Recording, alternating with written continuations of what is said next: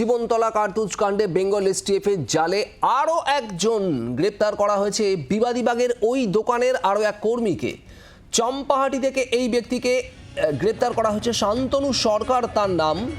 বিবাদীবাগের এই দোকানের তিনিও এক কর্মী শান্তনু সরকার, তাকে চম্পাহাটি থেকে গ্রেপ্তার করা হয়েছে।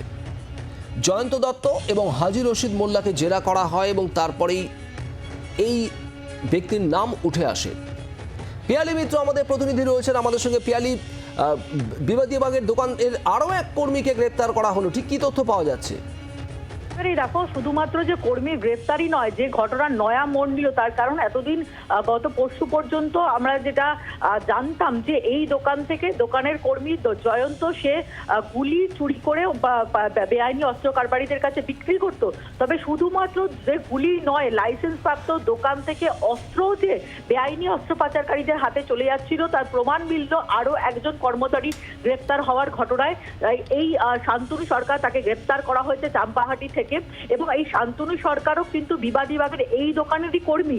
ঠিক জয়ন্ত দত্ত যেভাবে দোকান থেকে কার্তুজ চুরি করতো বা কার্তুজ ছড়িয়ে রেখে সেখান থেকে হাজি রশিদ বা এরকম বেআইনি অস্ত্র পাচারকারীদের কাছে বিক্রি করে দিত এবং সেটা পরবর্তীকালে ক্রিমিনালসদের হাতে পৌঁছে যেত, ঠিক একইভাবে কিন্তু এই শান্তনু সরকার যে এই দোকানের কর্মী, সে এখান থেকে বন্দুক নিত এবং সেই বন্দুক নিয়ে বিক্রি করে দিত বেআইনি অস্ত্র পাচারকারী। এবং তুমি জানো যে হাজি রশিদ, জয়ন্ত, তাদেরকে গ্রেফতার করা হয়েছিল। তদন্তকারী অফিসাররা তাদেরকে জেরা করে এবং গতকাল কি ফারুক বলে একজনকে গ্রেফতার করা হয়েছিল, যার কাছ থেকে একটা দোনালা বন্দুক পাওয়া গিয়েছিল, যেটা থেকে তদন্তকারী অফিসারদের ধারণাই ছিল যে কোনো লাইসেন্স প্রাপ্ত দোকান থেকে বেআইনি ভাবে ওই অস্ত্রটি বিক্রি করা হয়েছিল।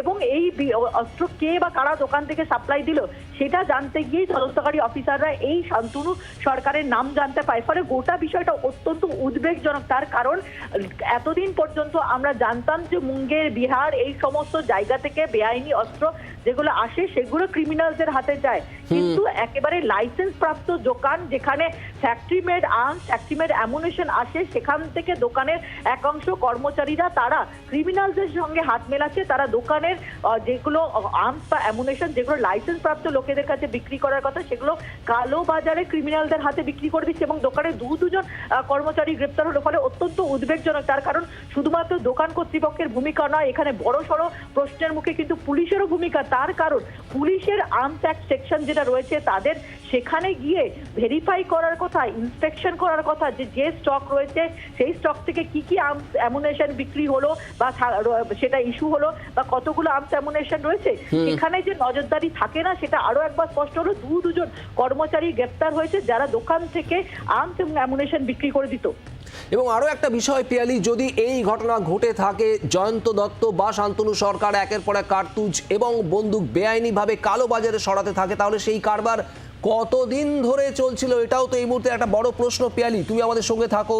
আপনাদের আরও একবার জানিয়ে রাখবো, বিবাদীবাগের এই দোকান, যেই দোকান ইতিমধ্যে পুলিশের স্ক্যানারে, যেখান থেকে জয়ন্ত দত্ত নামে এক কর্মীকে গ্রেপ্তার করা হয়েছিল, সেই দোকানের আরও এক কর্মী শান্তনু সরকার, তাকেও গ্রেপ্তার করলো পুলিশ। এই জীবনতলার কার্তুজ কাণ্ডেই চম্পাহাটি থেকে শান্তনু সরকারকে গ্রেপ্তার করা হয়েছে। এবং আপনাদের জানাবো, তদন্তে যেটা উঠে আসছে পুলিশ সূত্রে যেটা খবর, এই জয়ন্ত দত্ত যেমন কার্তুজ সরাতো, তেমনি এই দোকানের লাইসেন্স প্রাপ্ত বন্দুক বেআইনিভাবে কালো বাজারে বিক্রি করার অভিযোগ উঠছে এই শান্তনু সরকারের বিরুদ্ধে।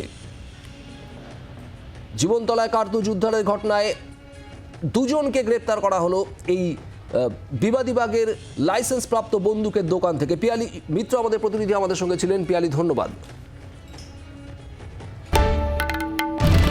বাংলার আওয়াজ, বাঙালির আবেগ, জি 24 ঘন্টা।